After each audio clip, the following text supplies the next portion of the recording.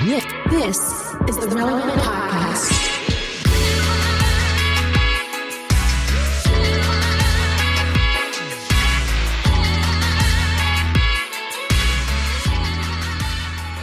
It's episode 1132, and it's the Relevant Podcast here in Orlando. I'm your host, Cameron Strang, and joining me, not from Loverland, Virginia, more on that in a second, joining me from Nashville, artist, producer, mogul, Derek Miner. What up, though? Just down the street there, our managing editor, downtown Emily Brown. Hey, y'all. And from Los Angeles, you know from Social Club Misfits, it's Marty. What's up?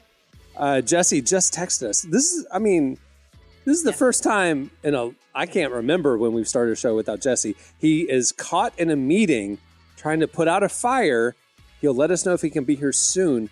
I'm assuming it's a literal fire. I'm assuming that he's... That's what he would be called in on for his expertise. I honestly wish that he would bring the fire to Nashville because it's the low is -5.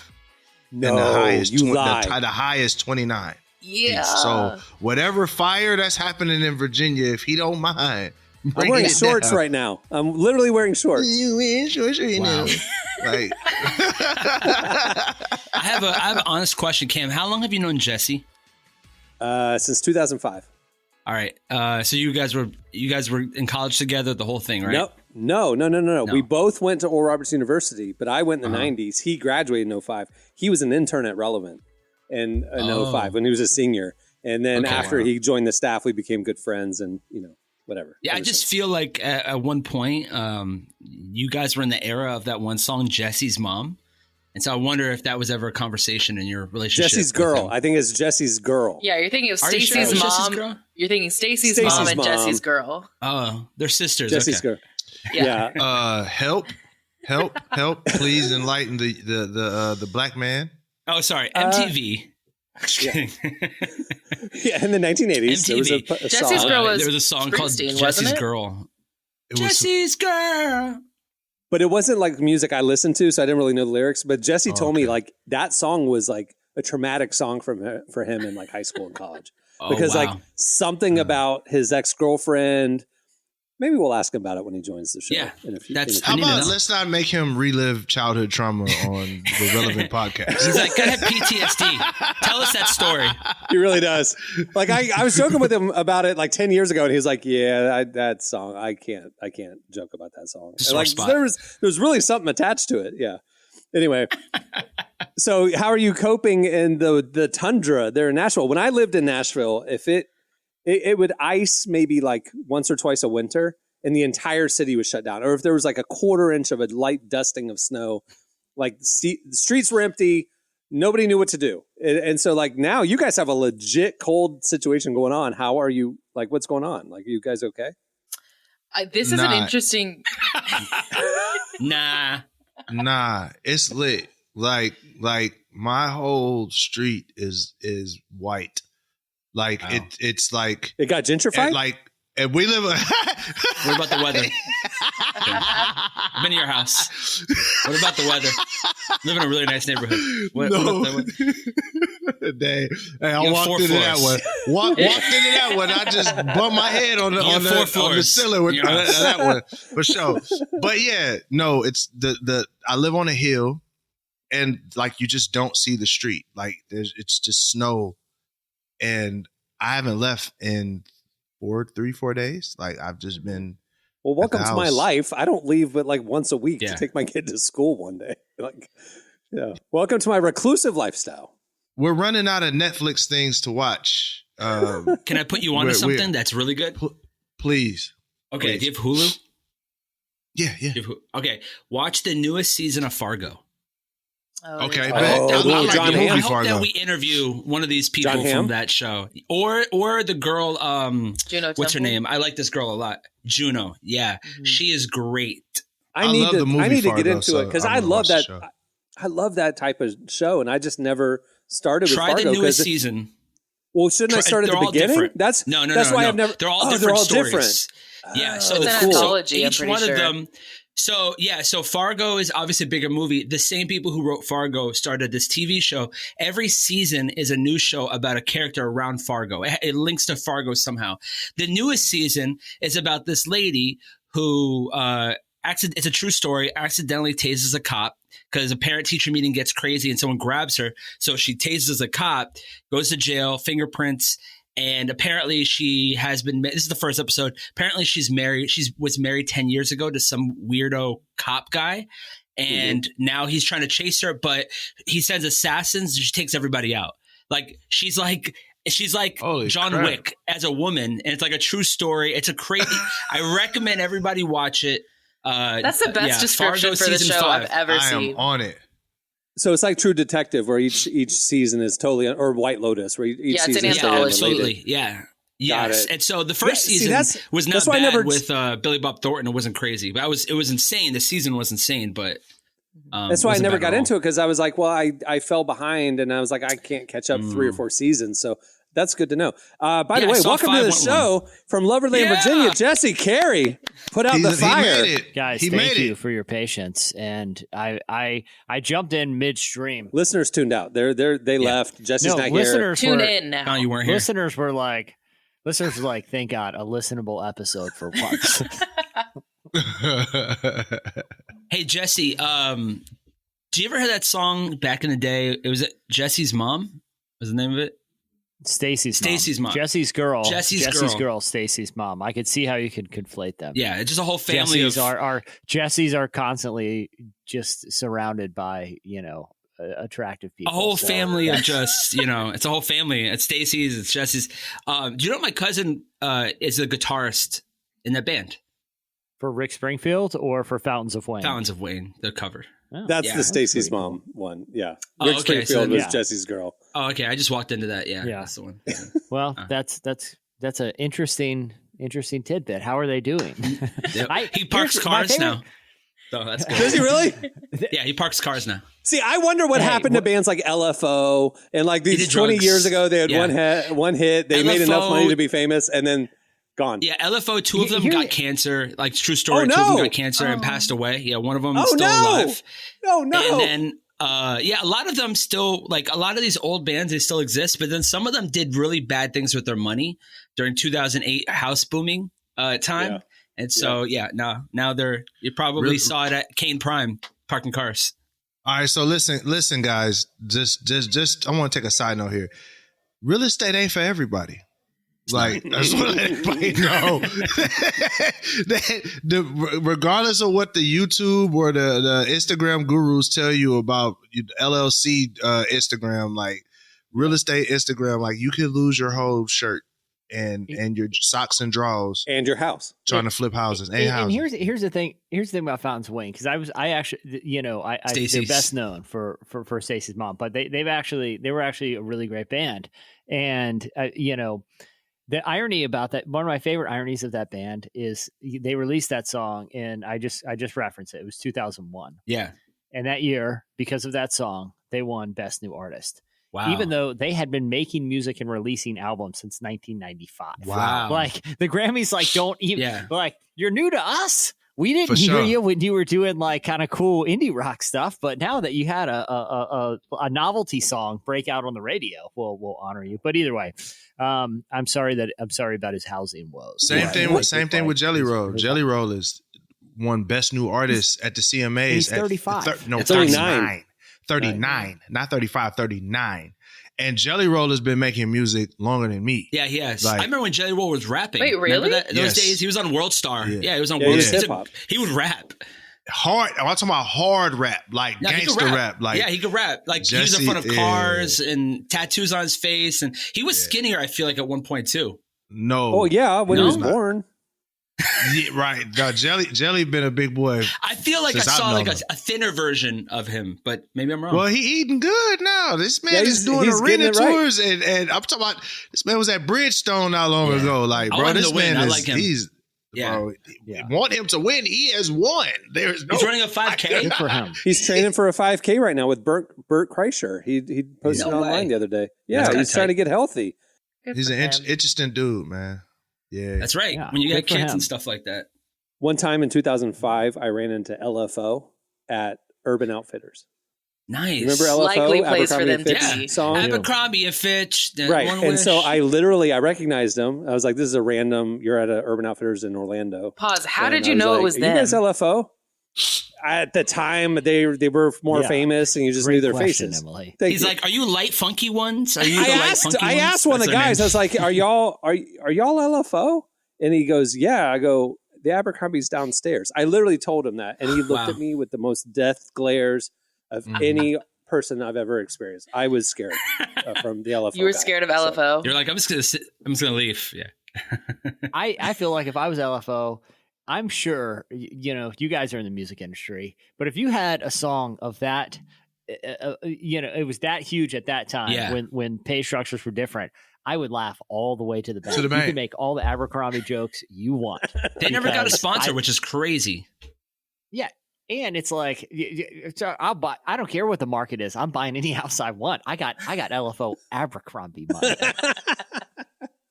I do wonder what happened to a lot of those. It's been 20 years now. All those indie one-hit wonder bands. I remember, Jesse, one time, didn't you call when you're at Relevant? You called like a label for an interview or whatever, and the receptionist, it was Tyler. Yeah, Tyler did. I don't want to name the band, but and he was sitting next to me at the time. But we were trying to track down we're doing an interview with the band, and the band was late, so we called the record label's headquarters where they're doing press out of that day. And the guy that answered was like, "Oh, hey," and he's like, "Hey, I think I recognize your voice." The receptionist. Anyway, the guy answered. It was the receptionist. The individual answering phones was Tyler had previously interviewed years before, because that person was in like a pretty prominent band. Oh, wow. And was now answering phones at the record label. All I'd say, listen, fortunes can change in this business. Same thing. Like, I remember a band that was a big deal for a moment. I could say the name, you would all know it. And a few years later went to Subway, like not the Subway, but a Subway, like the sandwich shop. Sandwich? And he was my sandwich artist. And he was, Yeah.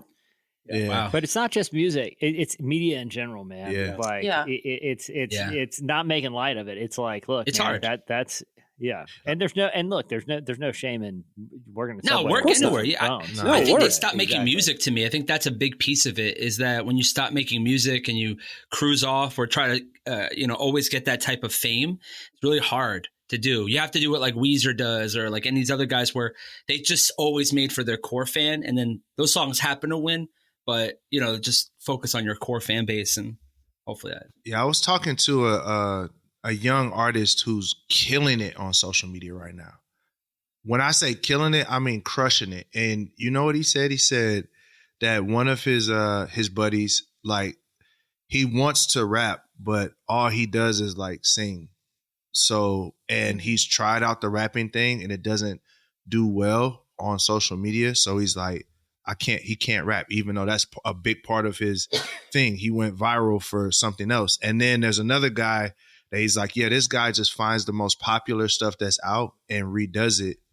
And then that's kind of what helps him go viral. I'm saying all of that because I'm like, hearing this is like, man, as an artist, it's here one day and it's gone tomorrow. I would hate to have blown up and went crazy for stuff I wasn't passionate with, and I didn't even really get to enjoy my career while I was hot. So it's like, I think that's just I don't think that's a music thing. I just think that's just a art thing, or just a in-person thing. Like, I think we should live our lives and do the things that we love and we're passionate about, because they're not always going to be here. Or we may be in a sunrise or sunset version of what we're doing. And I think it's important for us to do the thing that we love wholeheartedly, fully, so we can say, if I have to do something else, I can say I did what I love with no regret. I think that's really important, People don't realize, who aren't in media or music or creative arts, how anybody can make something great. Anybody can break out, go viral. Anybody can. The hard thing is sustaining it, right? I mean, over time. I mean, like, that to me is like, show me the ones who have sustained it and like give them their flowers. Because like that's hard, because it's adapt or die. You're continually reinventing. The algorithm changes, taste change, consumption habits change, and how do you stay relevant? I mean, that's. I always love bands like Jelly Roll. that blow up like that. He never stopped. I think that's the coolest thing. Right. The grind, the sustaining. He adapted. He went from one genre to another. He reinvented, but he sustained. And that's the thing that's where I'm like, that takes skill and stamina. I mean, that unbroken focus, even if you got to work at like Subway to make ends meet while you're still pursuing, do it, hustle. But when it comes quick and easy, it goes away easy. It goes away quick too. A lot of times, do what you love though. Like, man, I would hate to be adapting over something that I hate. You know what I mean? Right. Like, do what you love. I think that's really important. Jesse, you was about to say something. I'm sorry, I cut you off. Yeah, I was just to say, but you see it with different genres all the time. I remember, not to like name drop, but someone who like had like a rise and then was back doing his thing. It was like Chris Carrabba, who was in like Further Seems Forever, and like he was in like Tooth and Nail bands, and just like love making kind of like that sort of punk indie rock stuff.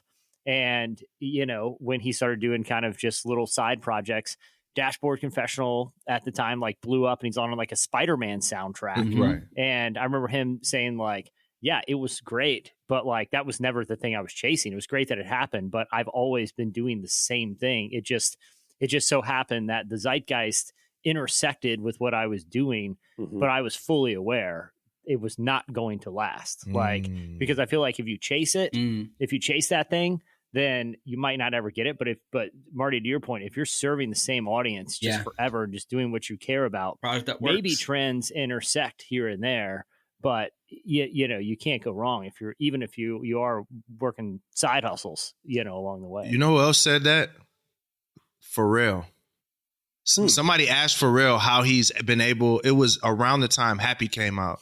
And somebody asked him, like, how have you been so relevant? Because, I mean, by that time, it's hit after hit, era after era after era. And Pharrell said, I just do what I love. Yeah. And he's like, and I just wait for the people to come back and to catch up with what I'm doing. And you see it almost be cyclical. It's like he'll have a crazy run and then he'll go away. It's not that he went away. He's been creating this whole time. It's just that he stayed consistent. And when people came back, he's now on their radar again. So, like, I agree with that, man. Just do what you love, man. Have fun and don't chase the glory. Let the glory chase you, Ooh, that'll preach. All right. Well, this is a terrible transition, but we have a great show coming up for you today. And it's a really important and serious show that we have in store, or a conversation that we have coming up. So here's what I'm going to do. Oh, wow. We have our normal, funny, hilarious things coming up. We have Relevant Buzz next. We have your feedback at the end.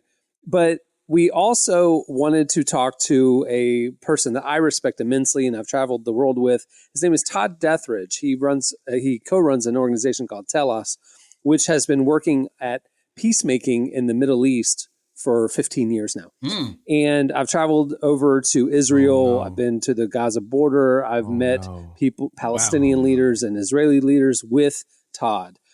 So because this is an important conversation that we had, I didn't want to cut it down to just a quick little 8 minutes and then we have a silly segment afterwards. So what we're going to do is do all the normal show segments, and then we're going to end the show with the full conversation I had with Todd Deatherage just yesterday.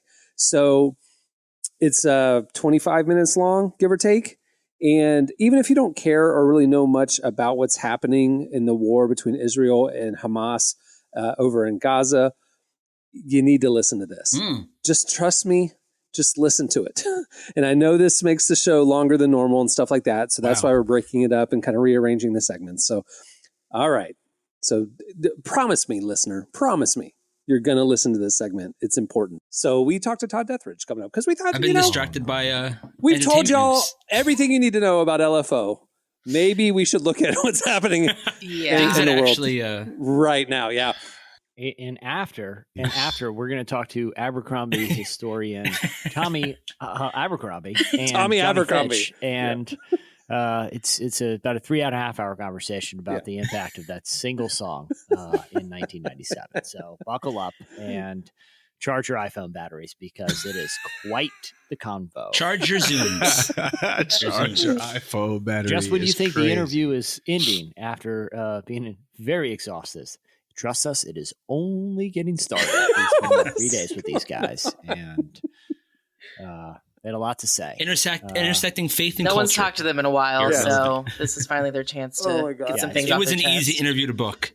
They were open, Let me just say wide this. open. Let me just say this. They had a lot to get off their chests after all these years. They were glad someone finally called. Their schedule's wide open. They actually called us back repeatedly. We're like, do you have 3.5 hours to It's a spare? cold call. I got about a 6-hour monologue one night, just dropped in a Dropbox file. Some pretty shocking stuff in there. But, the people who saw this episode name and tuned in to learn about the Israel-Hamas war and stuff are so confused right now about what this is. Anyway, we apologize to you if you're a new listener. Okay, stay tuned. Up next, it's Relevant Buzz. I've been rolling for another day. Dream. Hoping that you're running for the same. Me. You've been on my mind another day. Dream. Hoping that you're running for the same. Me. I've been rolling for another day. Dream. Hoping that you're running for the same. You're listening to Kwame. The song is Daydream. Today's podcast is brought to you in part by Mercy Ships. Globally, 5 billion people lack access to surgical care. In sub-Saharan Africa, there's only one surgeon for every 200,000 people. Mercy Ships provides free, life-transforming surgeries for people who have little to no access to medical care. They help the blind see, straighten twisted limbs, remove deadly tumors, treat cleft conditions, and so much more. With state-of-the-art hospital ships, they provide safe surgery to children and adults living with treatable conditions, and it's completely free of charge. They do all this work with an all-volunteer crew of professionals who donate their time and talents. Surgeons, stewards, nurses, engineers, and more make the world a better place. Your donation today provides free, safe surgeries to people in desperate need of help. All gifts are matched, so please donate today at mercyships.org/relevant. Okay, it's time for Relevant Buzz. Okay, tell us what's happening at the intersection of faith and culture this week, Emily. All right, we got to talk about Lil Nas X again, which we've been talking about his new song, J. Christ, which just came out. Truthfully, not his best. Terrible, forgettable new song, J. Christ. Yeah.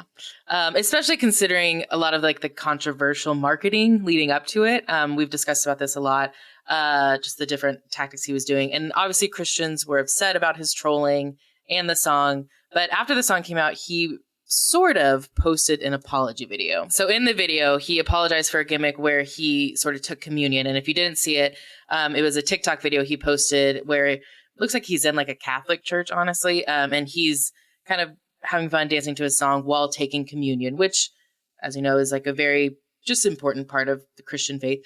And so in his apology video, he directly apologizes for that.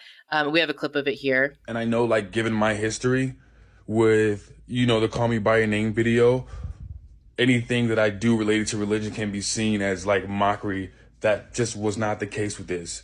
And I will say, though, with the communion video, with me eating the crackers and juice, I thought that video was going to be the video to lighten the mood, to take it down like less serious or whatnot. I thought that was something that we all wanted to do as kids or whatnot, but I didn't understand the idea of, you know, the reality of what it is. You know, it's me eating the communion, which is like the symbolism of like Jesus's blood and bones or something like that. I don't remember completely, but I did not mean it to as like a cannibalism thing or whatever the freak. But I do apologize for that. I will say I am sorry for that. However, the rest of the video is essentially a non-apology. He doesn't really apologize for any of the other marketing tactics and just says things like, that wasn't my intention, or I'm sorry it came off that way. So it's kind of this weird, like he directly acknowledges one thing that he feels was too far, but the rest he's like, let me just explain kind of where I'm at. He's that toxic boyfriend that was like, oh, I'm sorry you got upset. That kind of an apology. Can I tell you why he'll never be great? Because guys like Kanye, they don't apologize. They do those things and they say, it is what it is. But when you start to go back and say, I'm sorry, like you lose. No, see, he didn't apologize for offending Christians with the whole gimmick. He only apologized because he felt like he crossed the line with the communion thing. Like he was just like, actually, I know that was a line I probably shouldn't have, but I don't apologize. Or I'm sorry you got offended about the other stuff, but he didn't really apologize for that. Sorry stuff. You guys got offended. Yeah. I was talking with my wife about this yesterday because, because even when he apologized for the communion, he said something about like, I didn't know about the cannibalism thing or something like that. It was like, it was slick in there. Like it's still a little jokey. Well, he's like, apparently you're drinking the blood and eating the bones of Jesus. That's what he's like. I didn't know that was that sacred. And it's just like, dude, you grew up in the church listening to Lecrae. You know what communion is, you idiot. Yeah. You're acting like you don't know, But at the same time, this is another thing that I don't think that we take into consideration, and this I think is also the danger of social media. This kid's been famous since he was 18 and he's 24. Mm-hmm. He's young and dumb. Like I honestly feel like when you look at guys that have been, I hope this is my hope for him, is that he'll be like when you look at someone like a Little Richard. Little Richard was very similar, like flamboyant, whatever, and he was really repentant as he got older, and that's what I hope that happens with this dude. But it's like, you see it, he's been a troll from the moment he's been 18 years old. It's just like now he's a troll with unlimited amounts of money and he's only 24 years old. I'm like, this dude, like I honestly don't think he realizes the weight of some of the things he's saying. I think sometimes we give him a little too much credit. I don't think he realizes that, but I think he's just so charismatic that it works. He's just so charismatic, it works. I do want to say just a quick counterpoint. Like, yes, he is 24. And while that is young, it's not that young. Like, he is not a teenager. And I do think what I'm saying? He's not that young, but at the same time, he's been famous since he's been 18. So imagine for 5 years, people have given you everything you want. That's true. Prop said this to me a long time ago. He said, there's a certain level of fame and notoriety that can break your brain. And at 18 years old, when you give somebody that much money, that much influence, they rarely have people in their lives to challenge them. So Matt, like the thing we say about Kanye is like, nobody's in his circle to push back. Well, he's not had anybody in his circle to push back since he was 18. They think he's the best thing since sliced bread. So I'm not saying that. I'm not saying to give him a pass. I'm just saying I see, like I'm looking, like when I saw that apology, I saw someone who's not used to apologizing, that had a level of conviction, that's trying to figure it all out at 24 years old. And he's not, for the last 5 years, anyone's told him no, ever. And it's like, just looking at this, it really makes me say, I'm not saying like people should be upset. Like, I'm not like, you've taken God and you've like blasphemed publicly in an awful way. But what I am saying is just like, I think I felt bad for him, like in a way, like it wasn't rage against, it was like, I was like, dang man, like this kid doesn't realize what he's doing. Like I don't think pathetic. He does. Yeah. It's like pity. I pity him. Like you're an idiot. Like you don't even know what you're doing. And you think it's all attention is good attention. Exactly. Because like, I mean, all of us work in media and we understand that like the success of stuff is a lot of times measured, through like basic engagement metrics, right? Oh, this many people responded. Look at how many people, how many impressions this got. Like, oh, it's doing great. Yeah. It just seems like maybe he just got kind of blinded by that. And it was kind of, how can I cut through the noise at all costs without kind of understanding the weight of what he was saying to do it, Hey, how about make good music? That's how you can cut through the noise. He's putting out mid music that nobody cares about. So he's in debt to the media cycle. So when guys have that level of like every single, like I'll give you a good example. Right now I'm working with a top 5 artist in the game. We all know who he is. Right now I'm working with him. They're chasing a hit. And so I've been working with 4 people on his team to chase that hit because he's like, I can't drop my album until I have that one big song. Yeah. So now he's going to Max Martin. Now he's going to guys who are really big, and I'm doing stupid covers of stupid songs because they're looking for that interpolation of another song that was famous 10 years ago. Because when you hit that level, like your label, the pressure of a major label, feed it. They won't. Yeah, they're gonna make you be like, listen, we love it. We need the attention. Like, I mean, there was a video the other day of like, I think it was a year or 2 years ago of that one singer, Halsey. And she's like, listen, my labels they will not release this unless this video hits like 1 million. And her saying that actually blew up the video, but it also exposed like that does happen with that level of an artist. Because there's money, there's investments, there's partners that you have that you also have to like account for, or you're in debt. And so I think that he has played the gimmick role. Now he's stuck there. And so he's always going to have to just grab our attention by doing something crazier and one-upping himself. And so it's a scary place to be. He's done the country thing. He did the devil thing, the flamboyant gay thing. Now he's done the Jesus thing. What other shock factor do you have? Like, that's it. You're done. And now his songs haven't been good in several years. Yeah. So it's like not as good as this one hit wonder that he had. I mean, that was a big he song. He had a couple after that. I mean, he had like he did. He had a few. But like Old Town Road. Yeah, Old Town Road was a billion. That's a billion club. You know. I'd say that one even is like just an anomaly in the music industry. Like that one was insane how big that one blew up. But even that was a gimmick, like doing a country rap song. I mean, like nothing about this feels like artistry. Like Post Malone started with a gimmick and then became an artist. Started making records. He started making records. That's what Derek said. Like that part of like one thing about me is that I started producing 5 years ago. And then during the pandemic, I put myself through Berkeley just to get even better as a songwriter and as a producer, because I knew that if I'm the one creating, like I look at Derek, like Derek has a lot of, he doesn't really brag enough, but I do feel like Derek, you have so many smash hits that people don't even know you produced. There's songs on Andy's records that I'm like, I can't believe you did that song and no one said anything. So I think that when you're a producer too, you get like little investments of 5 different artists. And so you need to be able to think long-term with your, with your goals and with your music. And I mean, good luck with him. Yeah. Good luck with that. We'll see what he does next. We're going to be on the show next time and be like, all right, what's the gimmick here? Like he one-upped himself or did he not? Or he's going to go after Muhammad next, and then Buddha. Nah, and then he better not do that one. He better not do that one. Bro, it's a whole war happening right now. But the crazy part about what you said, Marty, is where you were like, yo, the labels, they got all these investors. They're like, we love the records, but we need the attention. The sad part about it is they're not going to care either way. If he doesn't get the attention, and if he has to deal with his conscience and how people view him when the fame is over with, they're not going to care.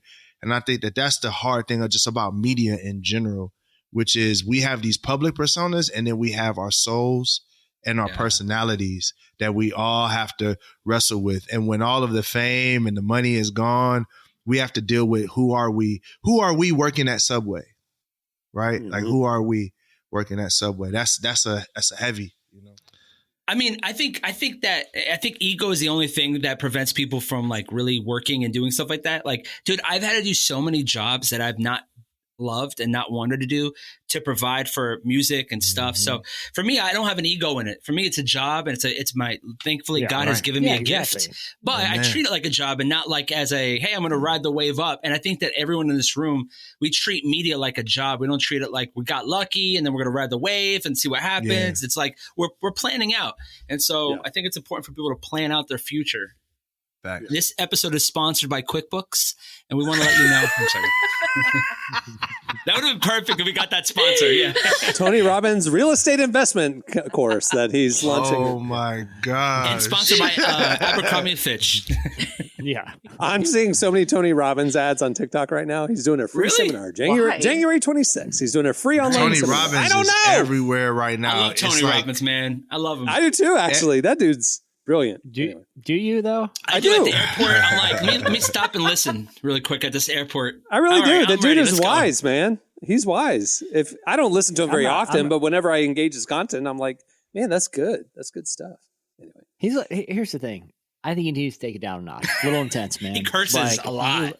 But he's operating an 11 all the time. Bring it down to like a 6. He was on a podcast with Theo Vaughn recently, and that Theo conversation was fascinating. because he made Theo cry. I mean, it was just like, it was so vulnerable. It was really beautiful. Anyway. I mean, he went to school for it. Theo operates at like a 4. So I could see why an 11 would make him cry because it's a lot. He's just yelling at him. Tony Robbins' the only one who went to school and stuff, so I kind of believe what he says. And he's been, world leaders and stuff. If Gary Vee went in my podcast, I love Gary, but I wouldn't cry. I'd be like, all right, I'm just, I got to go to a garage sale. I real quick, can I tell a quick Gary Vee story? Absolutely. I saw him at. I love Gary Vee. Yeah, I'm not saying anything negative about him, but I was at it was like a Web 2.0 conference years and years ago, and it was him. He was one of the keynote speakers, and he followed Ariana Huffington, who at that point was like it was like peak Huffington Post, and everyone's taking a lot of notes, and there's a lot of good practical information. You could tell with absolute certainty he forgot he had the speaking engagement. And like 100%, like he looked at his phone that day, got a calendar invite. He's like, "Oh man, I'm supposed to go talk to 2,000 people at the Web 2.0 conference after Ariana Huffington." There is no way he didn't wing it. I mean, absolutely no way. He had no notes. There was no real point, and you could tell he was looking at the clock. Like, it starts now. I got 1 hour to fill. You know An hour? Dang. You know what? Jesse. He filled it. Dang. I'm going to look that up. Jesse, I'm not a public speaker like Gary Vee, but back in 2008 when Obama was getting inaugurated, I got invited to the DNC. At the time, I was a pro-life Republican. Now I'm an independent. But I was invited to be on a panel about next-gen, younger Christians, kind of their values and the things. A panel. This is what I was invited to. Flew out to Denver. Yeah. They picked me up at the airport. They walked me into the convention center, and they're walking to the room. And it's about 5,000 people in this hall. And the person who, once we get in the hall, tells me, "Okay, so you'll have about 30 minutes for your talk. And then at the end of the talk, we'll do a Q&A." And I was like, well, I was told this was a panel. And they were like, "No, yeah, you do a talk, and then we'll do a panel discussion about your talk." Oh. I was Gary Vee in that moment. I just pulled it out of my. I don't know. I blacked out and came to about 4 hours later. You know who you remind me of, Cam? You remind me of on How I Met Your Mother. You remind me of the lawyer. What's his name on How I Met Your Mother? No, not Barney. Marshall. That was a very Marshall. I just blacked out. I didn't know what I just said. I don't know. I just winged it. I remember talking at the DNC, bro. You just freestyled the DNC. It was 5,000 people in the room. It was one of the major keynotes for the afternoon. This is amazing. I thought it was a panel. It made me respect him. It made me respect him even more. I'll say that. It made me respect him. It's like I couldn't tell you one takeaway from the talk. All I know is he was marching around and shouting. At one time, he's doing crowd work. You know what I mean? Like when there was a lull and you could tell he was trying to recharge, figure out the next point. Everybody, look at this guy. He took a couple random questions right in the middle. It wasn't like at the end. It was just, you could tell he just needed a minute to, figure out what direction. Let me get a question. You. And it was like pointing to someone who didn't even have the hands up. You right there. What's up? What's your question, man? I was yawning. I was just doing this. There is no worse feeling in the world than forgetting about a speaking engagement. It was pretty good. Anyway, what else do you have, Emily? Are we putting you on the spot? Did you prepare? Did you prepare, Emily? Are you ready for the next one? Yeah. I actually have a 4.5 hour monologue, so buckle in. Okay, good. That's good. Yeah. I want to keep talking about the music industry actually, because I don't know if you noticed, but it's kind of changing. Artists are what? I know this breaking news here for you guys. Artists are just really barely making enough of an income just by posting music on streaming. Touring isn't always a viable option, and so a lot of independent artists are getting really creative. And one of those artists is Thad Cockrell, who's a friend of the show. He was the frontman for a band called Leagues. We're big fans of him. And he's doing something really unique with his next album. He's released 5 solo albums before. He announced earlier this month that his next one is available only if you purchase it. And it's going to cost $99. He put this on Instagram and Facebook, and he said, if I don't do this, I will not be able to continue making music. Yeah. And you can pre-order it on my site. You'll get a vinyl and a CD, a digital download. It's $99. There's packages beyond that include merch. $99. I got to be honest, I pre-ordered because I want to support artists I believe in, and I appreciate the outside the box thinking about this. I'll buy it, and I don't even know who he is. I know it's crazy because I know you guys know who he is, but just because of that, I will do it.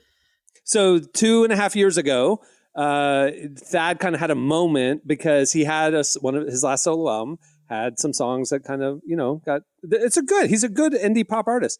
He's a writer's writer. Thad's pen game is crazy. Yeah. So this crazy story happened that Jimmy Fallon was in a hardware store by his house and heard this crazy song being played overhead, fell in love with it. Who is this artist? He tweets about it, ends up, it's Thad. It's the song I'm about to play here in a second. And he had Thad then come on The Tonight Show. And there's this whole thing. Here's the song that went viral from Thad a couple years ago. If I'm gonna go down, I wanna go down swinging.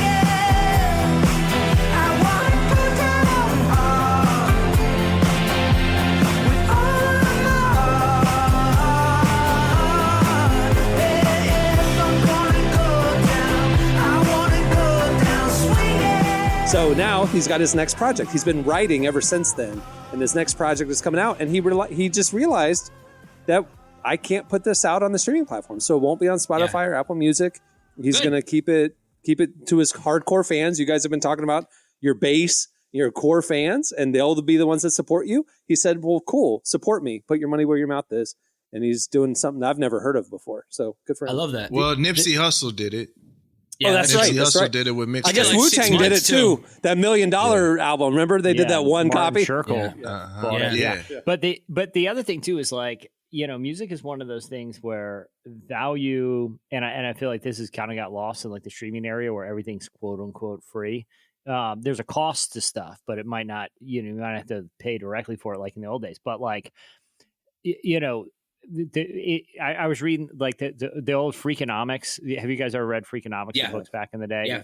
Where basically like they were able to test like if people perceived if they were told this was a very expensive wine versus this is a cheap wine, they could flip like drugstore wine with really nice stuff, and it was the perception of value that made people enjoy it more. Yeah, you know what I mean? Sure. Like, even though you could produce it for the same amount, you could buy it for varying amounts. If someone perceived the value to be there, they actually get better enjoyment out of. And I think it's cool where artists, say, listen, the value of this is what I dictate it to be, because that's what not only is going to be, monetarily sustainable for me, but it's also the perceived value I put on my music. Yeah, and I think that can affect the enjoyment experience. I think it's a cool idea. Well, I think that's also all right, so when you talk to every social media guru that tells you how to blow your content up, they're like song a week, song a month, song every day, and disposable. content on content. Yeah. And you make disposable music. So like an artist like Thad who doesn't make disposable music is saying, this is 3 years writing a project. Yeah, this is art. Pay for it. Kendrick, we marvel over an album for a whole year and we're satisfied. But then you have a guy like Drake who's a disruptor, but that's a one-off. But for the most part, artists who take their time are, they treat like J. Cole. These guys are treated with more respect. The more time. There's a J. Cole track coming up. Yeah, and we're not going to get one for a while. So just take this, If J. Cole was just churning out stuff like NBA Youngboy or these guys just turn out like thousands of songs, it's like he would be forgettable. He would be forgettable. Or just be streamed on YouTube and it would be cool. But the impact of him doing little by little is huge, Yeah. I think that goes to show when we talk about like the music industry hasn't changed. It's literally supply, demand, and brand. It hasn't changed much. It's just changed the thing that people say works. But what I found is 9 times out of 10, by the time you find out something works for somebody else, it doesn't work for you. Like the artist Russ. Russ did the once a week thing, and Toby Nwigwe did the once a week thing. And then there's tons of people that are trying to do the once a week thing, and it's not working. Well, it doesn't work for you because it worked for them. Toby did it during COVID, right? During lockdown. It was like And it was like nobody had done this before the way he was doing it. It was a little bit before. Visual. It was a little bit, yeah, right. It was visual. That's what it was for him. Russ was doing the songs on SoundCloud. He took the furniture out of his living room and painted it all mint green, and everybody's like streaming during COVID, and he had this set that he made, and it was just unique. But he was already doing that before, though. That was kind of when, I think COVID was when the attention got on it as far as the monuments, but he did Get Twisted Sundays before that. So he did it. He dropped the stuff on Sunday, which that was a music industry no, right? You're supposed to drop on Friday, right? He dropped it once a week, and but his thing was visual, right? So I think that I just feel like this. Anytime a guru tells you that this is what you should be doing, by the time you see that, it's too late. You have to just throw it in the trash, do something different. It's back to what we said at the beginning of the show. Do what you believe in, that you're passionate about, and commit to it. It'll probably work if you're halfway decent at what you do. Yeah. All right. What's the last thing you have, Emily? The last thing is the Office spinoff is like actually happening as of this week. Oh, no. Yeah. Greg Daniels, the showrunner, announced that earlier this week on Tuesday, they started the writing sessions to flesh out the new Office. Now, who does it center around, or what? The series it's not a reboot. It's not like a continuation. The idea that they're kind of working around is it's a new character set in a new office, but it's in the same world as the Dunder Mifflin paper company. So it's basically just another mockumentary style series. Yeah.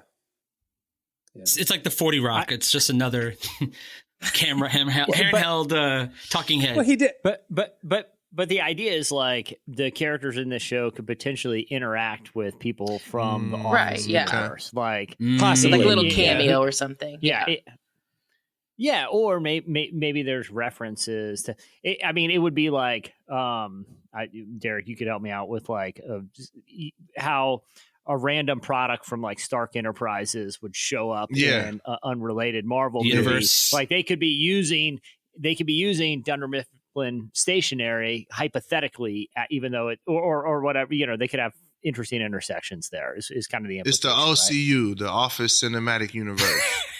Honestly, that's what we did in our write-up. Emily did that in our write-up. The Office Universe, capital U.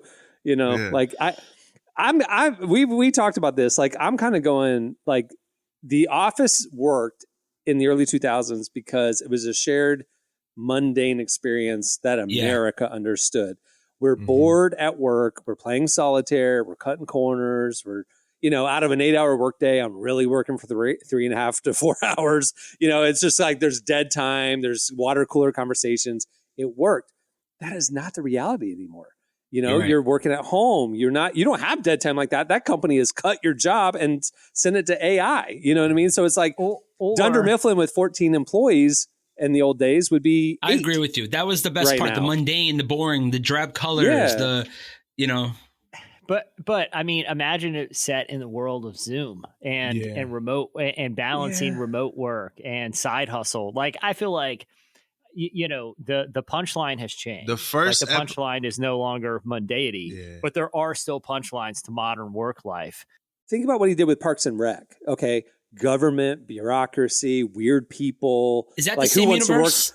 Yeah, well, it's Greg Daniels. Well, it's but they're not connected. They're not connected, but it's the same. Oh, okay. But if it's in that same style, that works, bro. That's a great show. Because of the mundanity, the weird people who want to work for a local city government, that kind of thing. My thing is like, instead of another 2024 Office, who like, again, it's streamlined, it's digital, it's fast paced now. I'm kind of going, what about the DMV? That's a good show. Oh man, you know what I mean? It's like Cam, where are people? They're steal it. Where are people, who are bored and weird? That's a great idea. That's a great idea. Or the post office. I was just there, so it's really good. Post office. The posters on the wall, like it's still stuff from like the 80s. It's like peeling. It's like a poster that's just lasted. Everything is like kind of yellowish. You ever notice that? Like everything's a little yellow in every government facility. Like it's ages in yellow. It's weird. Right. But even like a dentist or doctor's office, man, those places. Well, like, we had Scrubs at doing the medical comedy. Dentist would be crazy. But dentist, post office, DMV. I think DMV and post office. I mean, I don't want to Zoom young office. If the office starts off like this, somebody's in a Zoom call, just like what we're in right now.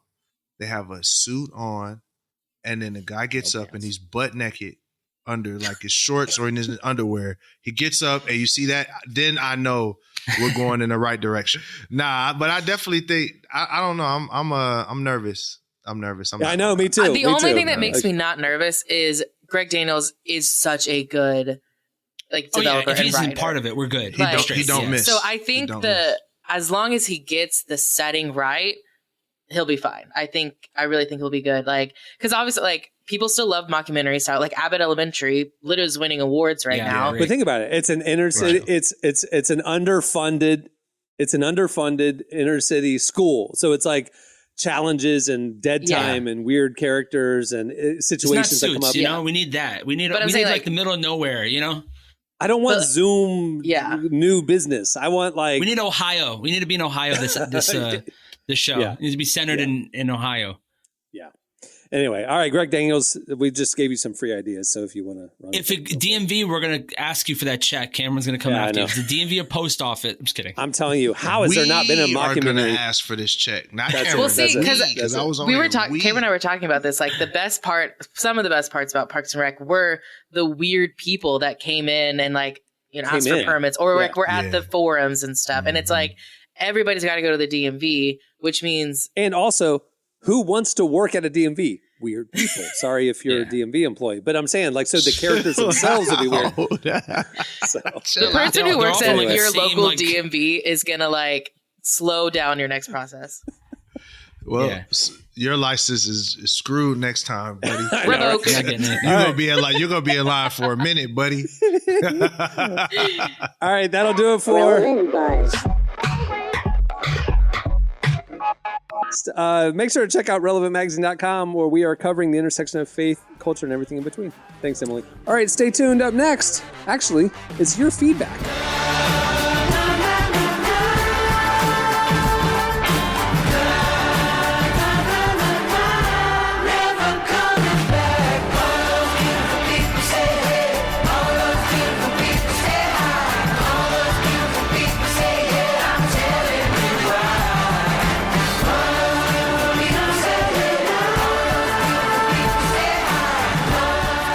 You're listening to the Black Keys. The song is Beautiful People. Well, today's show is brought to you in part by the new book, God, the Science, the Evidence. We talk a lot about faith, but how often do we talk about science in the same breath? You might be surprised to discover just how deeply the two actually agree. For centuries, science has been used to dismiss the idea of God, but today an intellectual revolution is underway. Modern discoveries in physics, cosmology, and biology are consistently revealing the same truth: creation isn't an accident. That profound reversal is what engineers Michel-Yves Bolloré and Olivier Bonassi investigate in their international bestseller, God, the Science, the Evidence. This book is a rigorous, evidence-based critique of materialism, inviting you to explore over a dozen scientific, philosophical, and historical domains. It shows that what was once seemed impossible, that science could point to a creator, is now supported by a vast and convergent body of evidence. With over 400,000 copies sold in Europe, this book is sparking a global debate. It's thoughtful, fascinating, and a powerful reminder that reason itself affirms the existence of God. Learn more and find out where you can purchase your copy today by visiting godthesciencetheevidence.com. Okay, it's time for your feedback. So last week we asked you, we had mentioned in passing, the news that Martin Scorsese is doing a Jesus movie as his next project. And we joked, who should he cast? Should, Joe Pesci be Pontius Pilate and Leo be Jesus, that kind of thing. And then we asked you to help us cast the new Martin Scorsese thing. And apparently we listed all of the people and none of you participated in our joke. So there was, for the first time that I can remember in 17 years of podcasting, 0 replies to the question of the week. Shame. Yeah. So anyway, we are moving on to this week's editorial question of the week. Okay, so for this week's question of the week, We want you to tell us the next Greg Daniels mockumentary idea. Where should it be set? What are some of the main characteristics of it? We mentioned the DMV and some other places. Hit us up on X at Relevant Podcast or wherever you see us post the question on other platforms.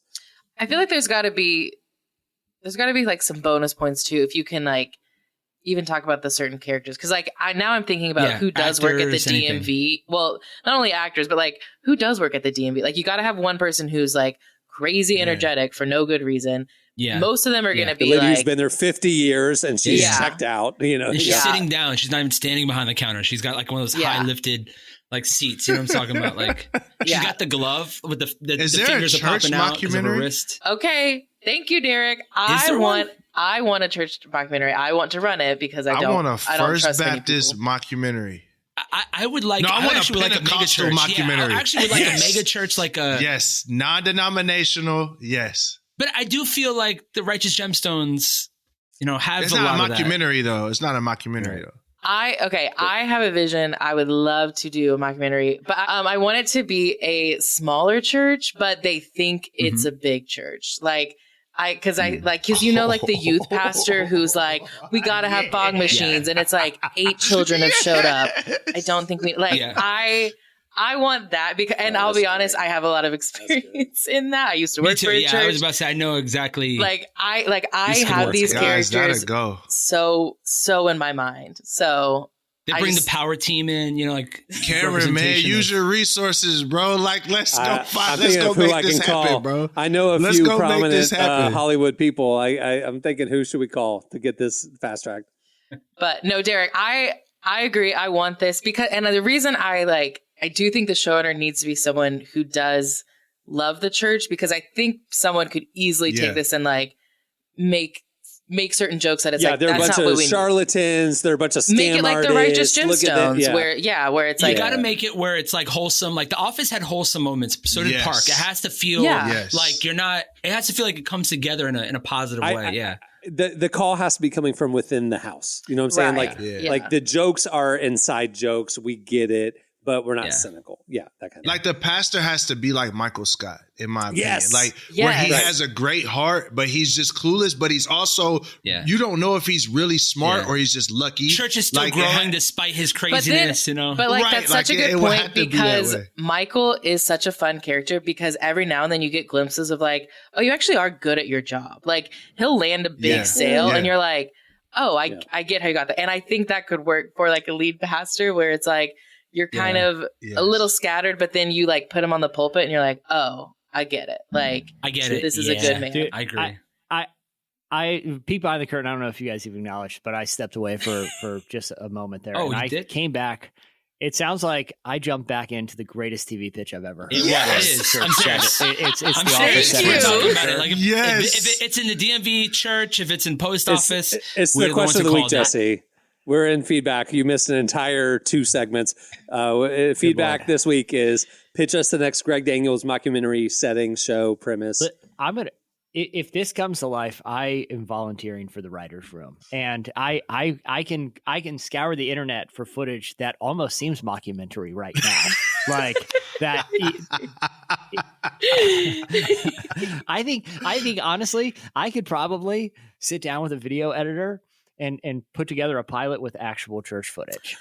So I'm about to start. And we need to have the actor. What's his name? Shama, the black guy. That like mocks the mega churches. Yeah. Yes, he gotta be in there somewhere. He's the diversity hire.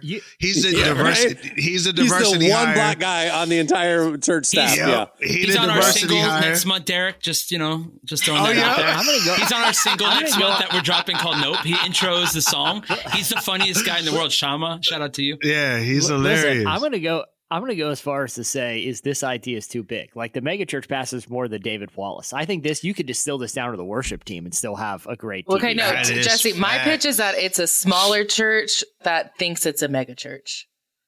So the youth pastor has 8 kids, but he's doing the fog machines and he's insisting on the lasers because he thinks that's what you have to do. It's in that 100, 200 range church. Yeah. small town church trying to be a Hillsong type church, and they just don't quite get it. Yeah, I'm telling you, it's your work, man. I need my writer's credit. Give my 0.5%. I genuinely have thought about this for years, so this is exciting. So basically. So this is basically a Christopher Guest movie meets Jesus, Righteous Gemstones, essentially. Like that's the elevator pitch. Right, but wholesome, not preachy at the church, not screamy, like wholesome, like you leave feeling like happy and you're rooting for the church to do well. They're good-hearted people. They just don't get it. They're not. They're not charlatans. They're not manipulating people. Again, it's not cynical. They believe in what they're doing. They just don't know what they're doing. Yeah. So you're basically saying there could be a full episode on them formulating the proper response to the new like Little Nas X. Yes, album. Like that is like the pastor's really trying to figure out. This has to. Well, the young people are talking about this Lil Nas X young man. Exactly. Yeah, and then you also get like the church congregants. Like that's where you get a lot of fun creativity. With like the ladies who have their assigned seats. No, I'm telling you, I have thought about this so much. Like. I need to see this happen. The good thing about us talking about it right now is this is in the public domain. I mean, it's not the public domain. They can take it. This is copyright. Is recorded. This is what I was saying. It's copywritten by technical rules. This is Ben Affleck and Matt Damon are going to be in the show. I already know it. I'm calling it right now. So in your mind, is the Dwight character someone who is like a volunteer that desperately wishes they're on staff? There's no Dwight. There can't be. No, yes, there is. New characters. There's got to be new characters. The Dwight character is either a deacon or a sound man. No, but a volunteer. He's either a deacon or a sound man. But takes their job more seriously. He is not on staff, but if you asked him, he's like, I'm basically on staff. No one would corroborate that, but he feels like he's on staff. Yeah. Protects the parking lot. Every one of those churches has someone who parking ministry. Tucked in shirt. It is a cell phone belt clip. They always have a tape measure. They have all the keys. They have the big key thing because they got keys over the parking ministry. Oh, 100%. Parking ministry, dude. Yeah. So now there's a part B to the question of the week. Either tell us your pitch of an original thing, or help us add and flesh out this idea. So you hit us up either way. Give us ideas for the pilot. On next week's show. Available on PureFlix, Suit 2025. No, this is NBC, dog. This is Peacock. This is Peacock. Available Patreon. All right, that'll do it for your feedback segment and the question of the week. Stay tuned. Up next, it's my conversation with Todd Deatherage.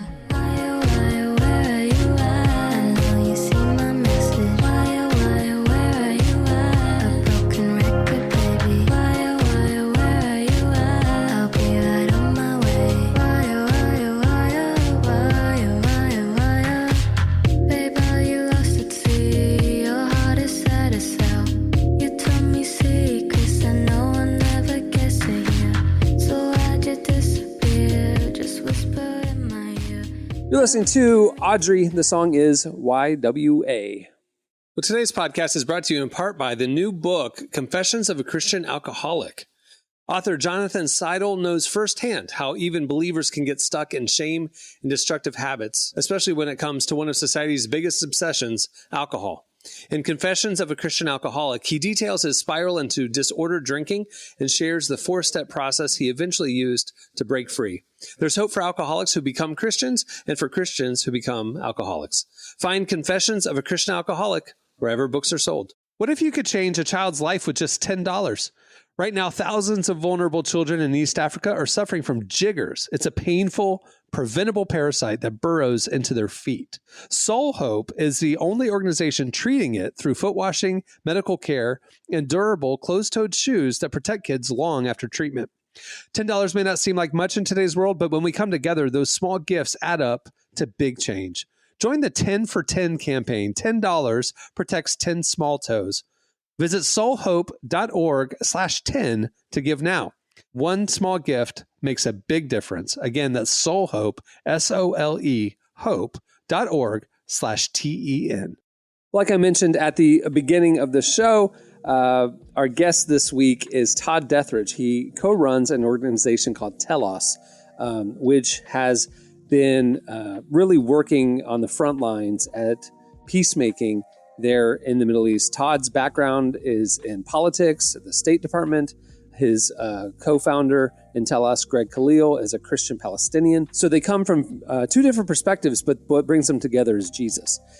Jesus in the land, in the Holy Land there in Galilee, said, "Blessed are the peacemakers." Not the peacekeepers, peacemakers.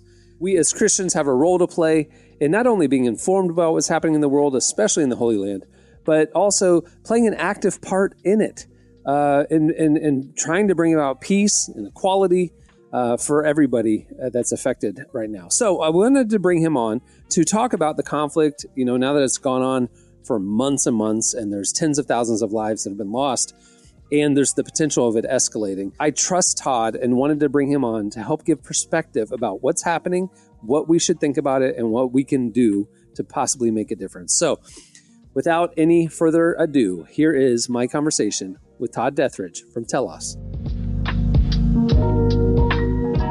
Well, obviously lots going on, and I know you have staff and a lot of relationships on the ground over in Israel and the Gaza region. What are you hearing from them about the conflict and what's happening right now? On the one hand, sort of everyone we know is safe and no one is okay. And there's just such trauma. There was trauma on the other side of this, and what happened on October 7th and what has happened since then has awakened and reminded of historical trauma. So each is their own tragedy, and then everything since then has also just been a recollection back to historic tragedies and traumas. And so it's a very, very brutal time, and it's far from over. 1,200 Jewish Israelis died on October 7th. A little more than a couple hundred were kidnapped, and all that brutality. And we're close to 24,000 people who've died in the Gaza Strip now, and that number rises every day, including children. So, yeah, it's a really brutal time. Bringing it back to the U.S., with everything going on so much longer than people probably expected it to. Award season's happening. We're starting to see more statements. We're seeing protests on college campuses. What are your thoughts about what we're seeing here in the U.S. and the division and the side picking that's kind of happening? Yeah, I mean, it's really forced people, a lot of folks, into these hard binaries that had always, existed. I mean, this is a part of the world that a lot of people care about because it's the Holy Land. And so for Jews, Christians, Muslims, this is very central to their faith stories, to their religious identities, to all these other things. So we've cared about it, and that the way that we've cared about it from the outside, though, in the last 100 years of this conflict has often been to just import it. So we choose our side, and so we create activism and around the conflict that is a reflection of the conflict itself. So if I'm pro-Israel, I'm anti-Palestinian by default. If I'm pro-Palestinian, I'm anti-Israeli by default, and that kind of activism has definitely only contributed to the conflict. Well, you've seen that in spades right now. You've seen deep division on, as you said, college campuses and high school. I have a daughter who's a high school teacher. In her own school, they really are struggling to know how to address this and deal with it. You're seeing it in communities throughout the world.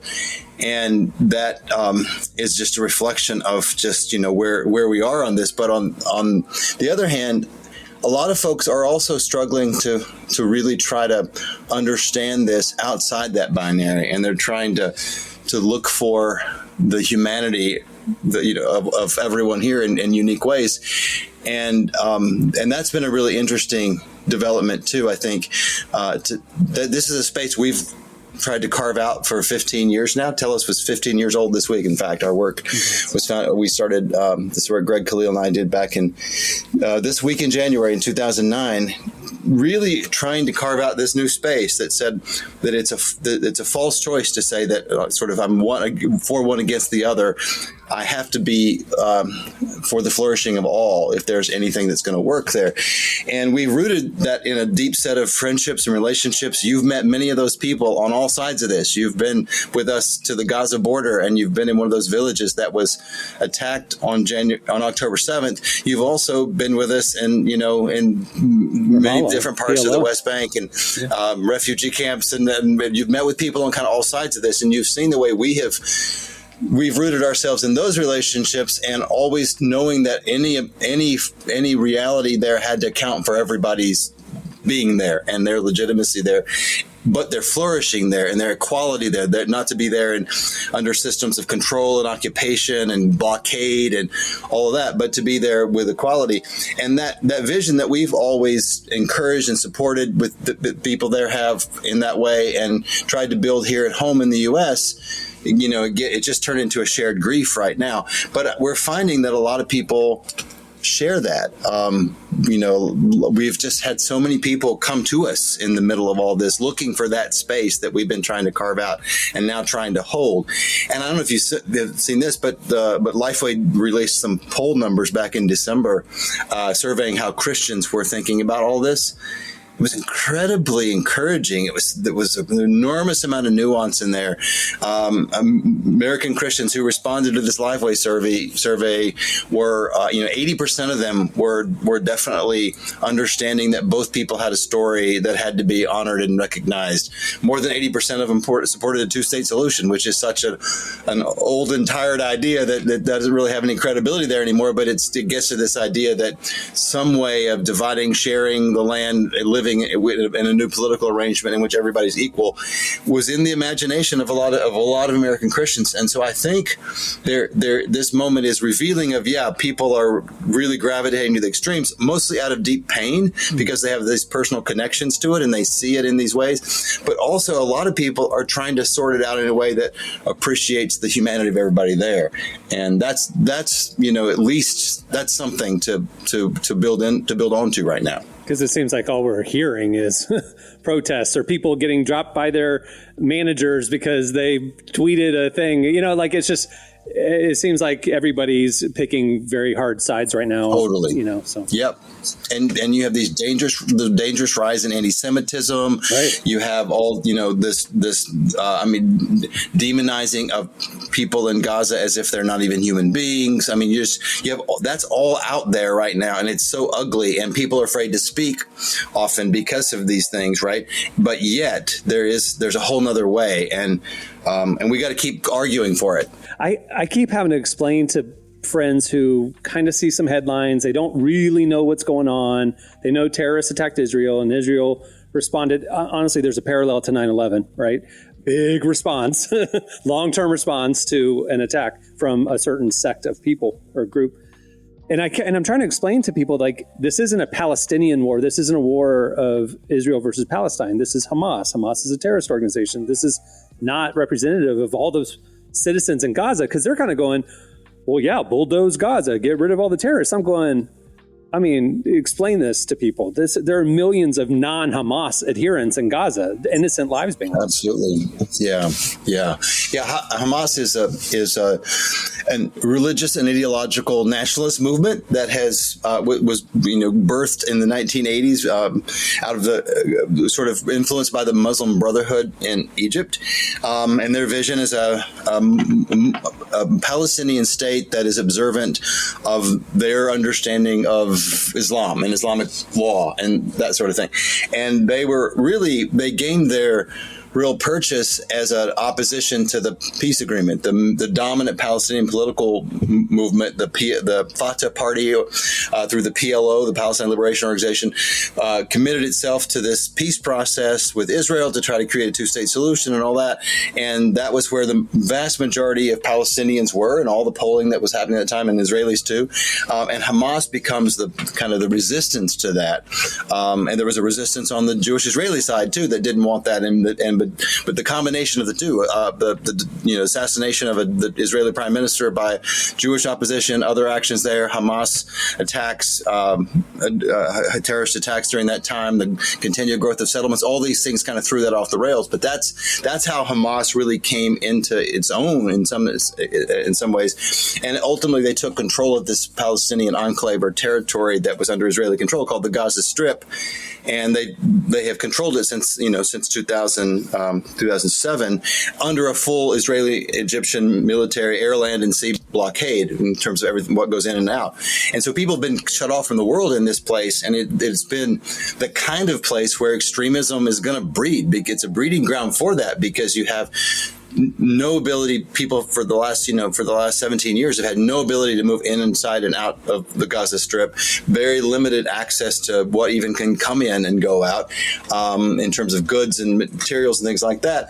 And so, living in these kind of conditions, it's a horrible situation. But they have controlled it pretty brutally too. The people who live there have lived under this brutal control. So it was Hamas who perpetrated this act on October 7th, not all the Palestinian people. And that's definitely got to be understood. And they're also not a state actor. And that's an important part of this too. Gaza is not a nation state. They had no sovereignty. They had no international recognition in that way. They don't have an army. So they have militants, and they have armed groups, but they don't operate in the same way as a nation state. So it's not two nation states at war, and this is really has to be understood too. And what we're seeing right now is this massive response. You likened it. You made the comparison to 9/11. And I think there's a lot about that that's very accurate. It felt very much like a 9/11 moment in the immediate aftermath of October 7th. But, it took us several weeks to respond by going into Afghanistan. It took us a year and a half to go into Iraq. But, the Israelis were in Gaza that weekend. I mean, just immediately after that, in this sort of immediate strike back. And it was not clear at the time, and still not clear today, that they had a real strategy. This mission of we're going to topple Hamas, we're going to eliminate Hamas. But what has been happening is this indiscriminate attack on all of the Gaza Strip. You've got 80% of the population now displaced. Over, like 1.8 million people are out of their homes, and many of their homes have now been destroyed. About half the homes in Gaza have been destroyed or damaged in bombing campaigns. And you've had up, 24,000 people have been killed up to this point. Many of them are civilians, and the estimates are 9,000 to 10,000 of them are children. And so what that is doing is not in any way defeating Hamas. It's actually it's building Hamas, in my view, not just in Gaza, but in the Middle East. Why would the 3 million Gaza residents be okay with a few thousand terrorists in their midst, get themselves wiped out? I mean, why don't the Gaza Palestinian residents who are not Hamas affiliated push back on Hamas themselves? Or are you seeing actually Israel has now done so much damage to innocent Palestinians, we're going to fight with Hamas? So what are you seeing happen in that sense? It's hard to know what is actually going on, because there's very little media presence inside to know the story of what's happening there in its fullness.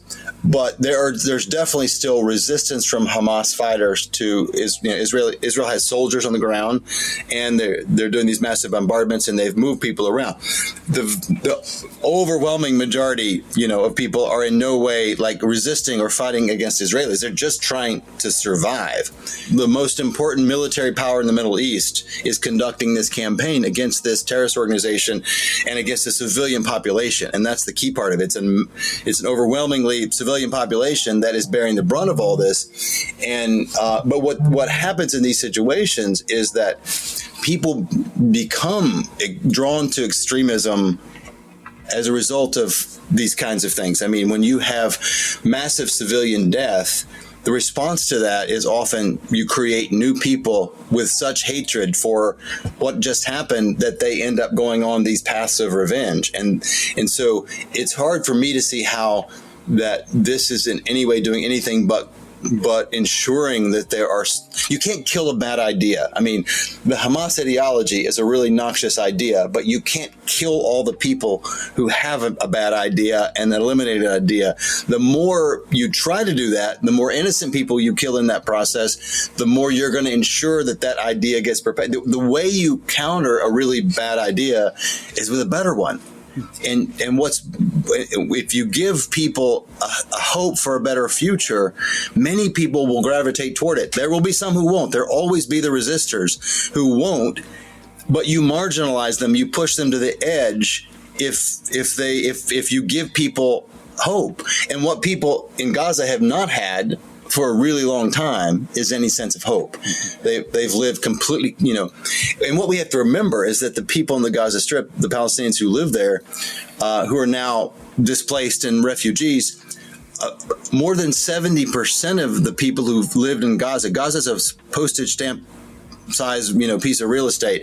It's a very densely populated area with 2.2 million Palestinians. What you have to know is that 70% of those folks are refugees or the descendants of refugees from 1948 when Israel was created. They lived in what was Israel and they got displaced into this area around Gaza City, and it became this Palestinian enclave that we call the Gaza Strip at that time. So their whole history is of displacement, and they're being displaced again. And they've lived in this kind of hopeless condition for not just 17 years, but for more than 70 years, without a real vision for a better future, at least since the collapse of the Oslo peace process. And so that's the way you counter a bad idea, is that you do everything you can to create a better reality for everybody. And I'd say the people in the south of Israel have lived for many years also without any prospect for a better reality.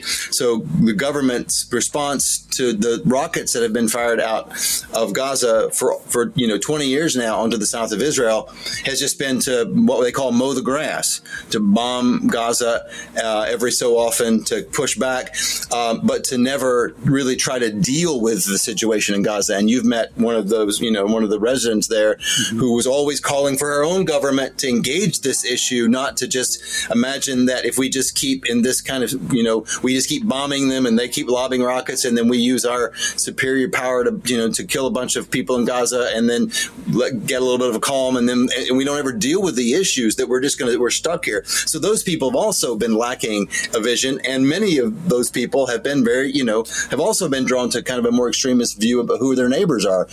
There are real exceptions to that, like some people you've met, but that's how extremism grows, is when people lose all sense of hope for any possibility of a better future.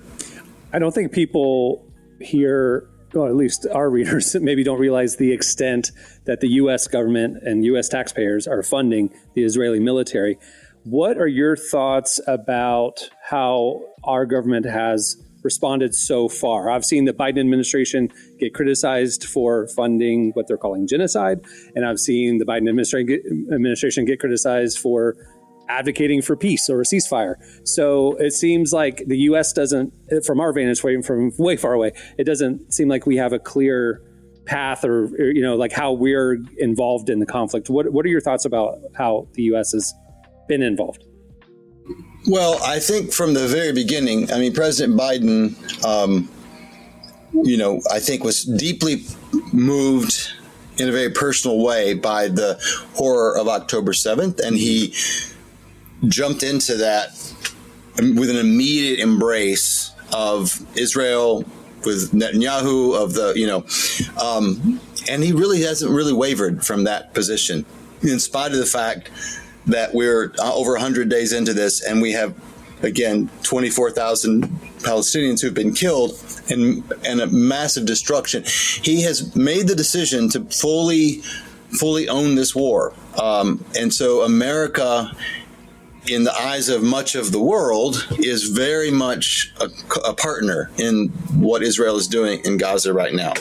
And the policies that he's created, the position he's created, I don't see as distinct in any way from what a Trump presidency would have been. I can't imagine how Trump would have responded differently to this.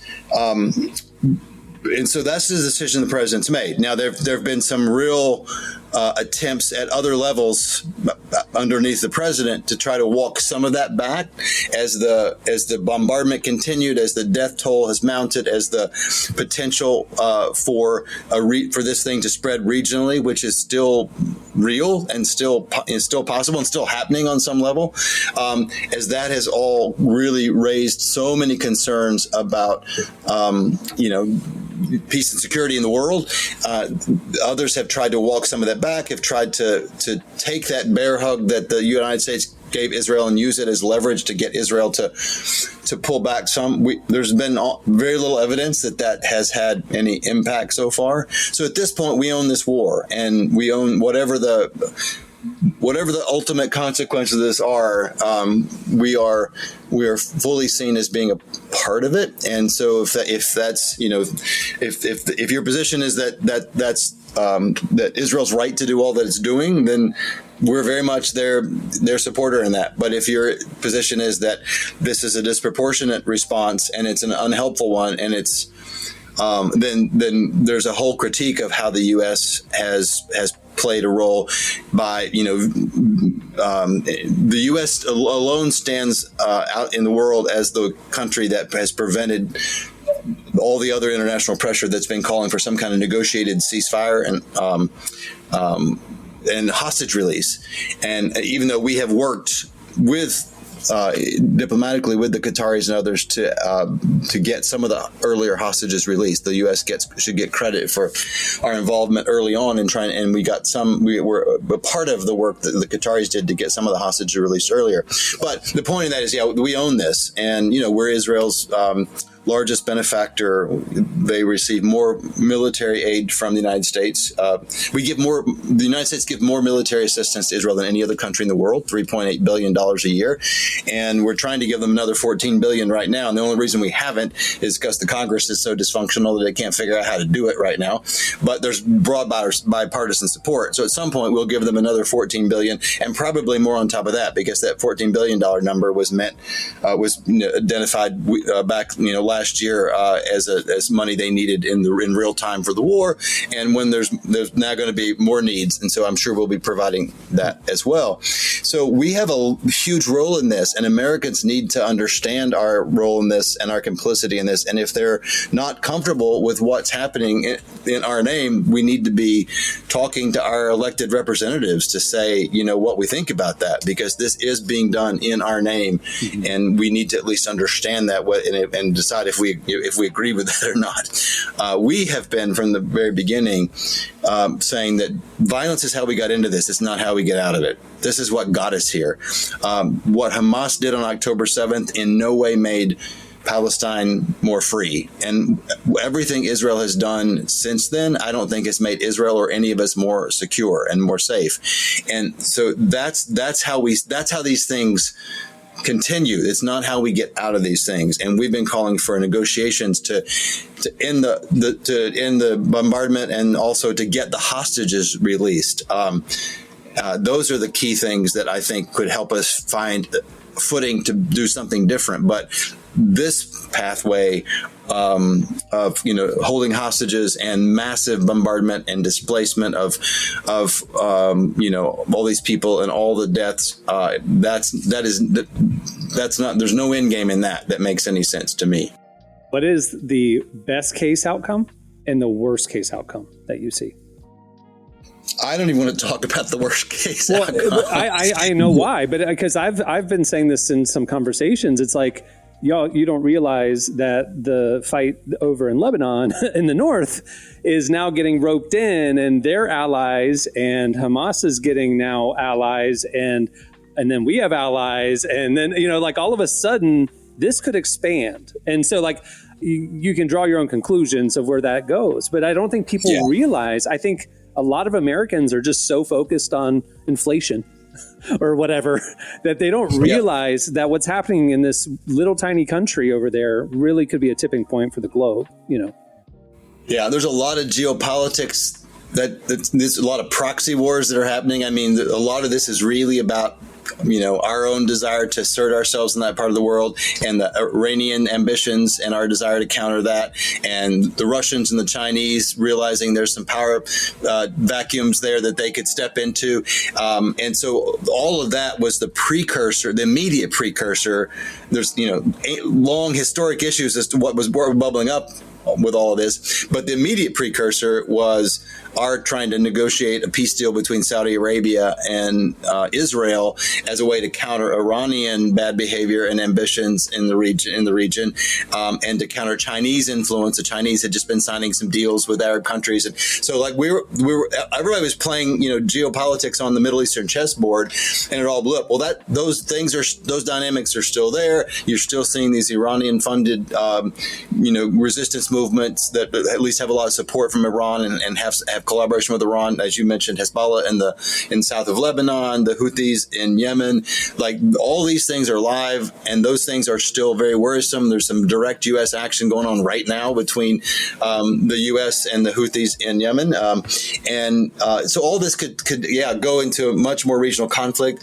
If it gets to Jerusalem, this becomes a whole bigger thing. So there's a lot of really worst case scenarios, and I think the Biden administration has some appreciation for that, but what they are not fully appreciating is that the best way to avoid this to be an even greater regional conflagration is to stop what's happening in Gaza right now, to work on ceasefire, negotiated release of hostages. All these things needs to be done as a way to keep this from spinning out, because it definitely could do that.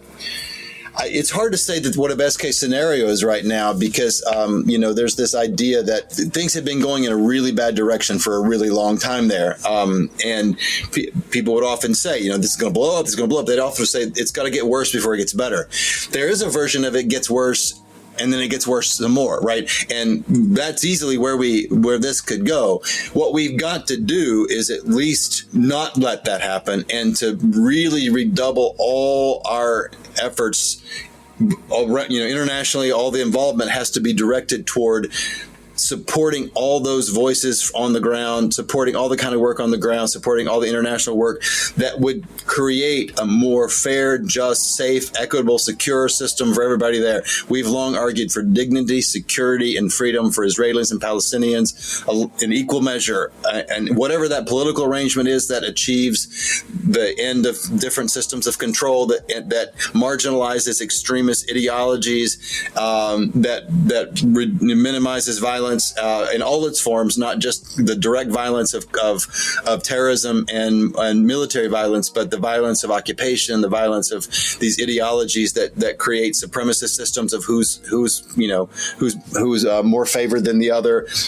There's these visions that exist on both sides of the land, without anybody from the opposite side being able to be present there, at least in any kind of equality. So we got to really commit ourselves to the work of peacemaking, is what I believe.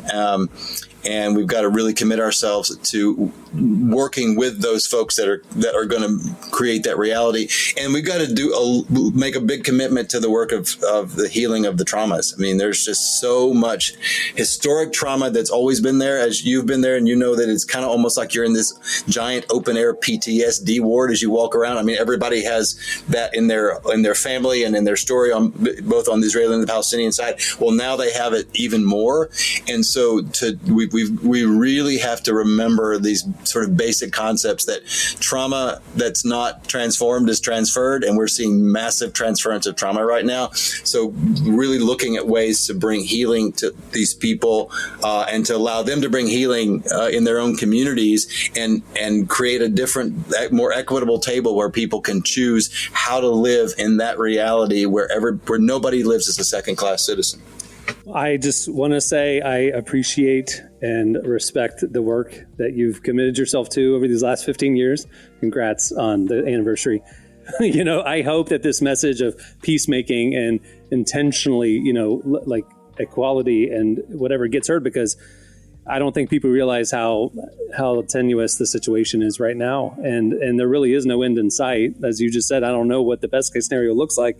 And it's like a lot can happen and happen very quickly. But you've changed my mind and opened my eyes to what's happening over there over the years. And I just really want to say thanks. Thank you. You've been such a faithful voice for years now, for 10, 12 years now to really try to understand this. I just love the way you've continually wrestled with it, and you've continued to give an opportunity for people to learn about it and with some level of nuance. And it's so appreciated. And it's making a difference. I mean, it really is making a difference. We have seen poll numbers in the last 6-7 years.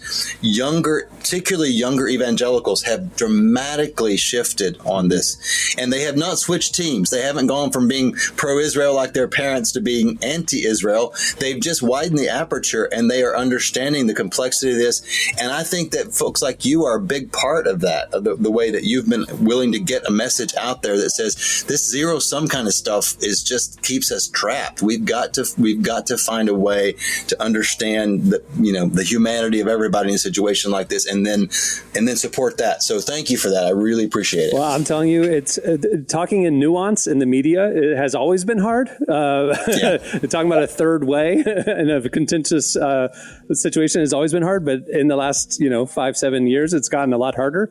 And I think the information that we receive from the media has innate bias in it. And I love talking to you, following what you and Tell Us are doing and saying about the situation is like, okay, this is who we need to be learning from.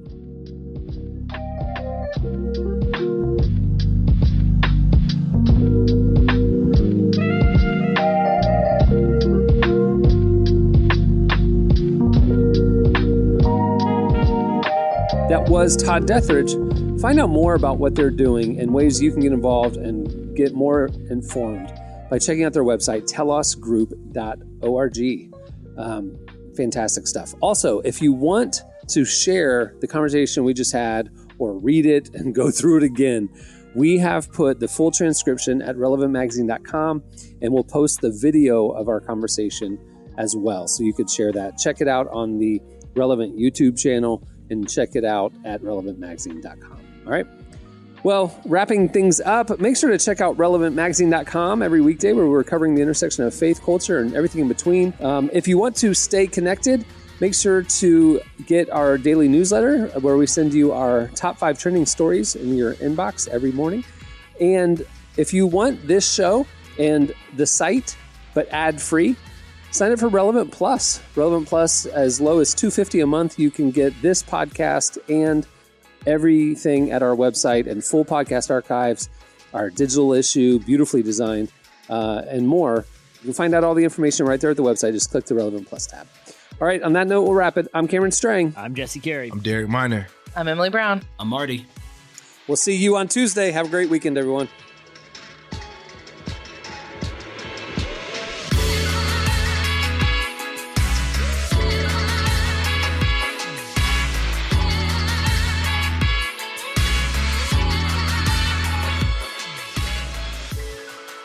Thanks for listening to the Relevant Podcast. Check out our features, interviews, and news updates every day at relevantmagazine.com. And make sure to follow Relevant on Facebook, Twitter, and Instagram for the latest. For more great podcasts, browse the shows on the Relevant Podcast Network, which you can find at our site. And while you're there, don't miss the all-new era of Relevant Magazine. A new issue releases every other month at relevantmagazine.com.